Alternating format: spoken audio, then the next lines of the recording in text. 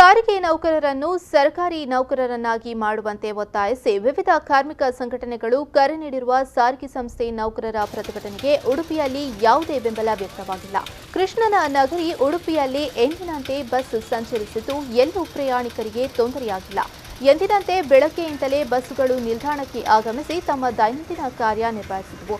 ಬಂದ್ನಿಂದ ಯಾವುದೇ ಸಮಸ್ಯೆ ಎದುರಾಗಿಲ್ಲ. ಸಾರಿಗೆ ಸಂಸ್ಥೆಯ ನೌಕರರನ್ನ ಸರ್ಕಾರಿ ನೌಕರರನ್ನಾಗಿ ಪರಿಗಣಿಸುವಂತೆ ಒತ್ತಾಯಿಸಿ ಇಂದು ರಾಜ್ಯಾದ್ಯಂತ ವಿವಿಧ ಸಂಘಟನೆಗಳು ಪ್ರತಿಭಟನೆಗೆ ಕರೆ ನೀಡಿದ್ದವು. ಇನ್ನು ಕರ್ತವ್ಯಕ್ಕೆ ಗೈರಾದರೆ ಶಿಸ್ತು ಕ್ರಮ ಜರುಗಿಸುವ ಎಚ್ಚರಿಕೆಯನ್ನು ಅಧಿಕಾರಿಗಳು ನೀಡಿರುವ ಹಿನ್ನೆಲೆಯಲ್ಲಿ ಸಿಬ್ಬಂದಿಗಳು ಕರ್ತವ್ಯಕ್ಕೆ ಹಾಜರಾಗಿ ಕೆಲಸ ನಿರ್ವಹಿಸುತ್ತಿದ್ದಾರೆ ಎಂದು ತಿಳಿಸಿದರು.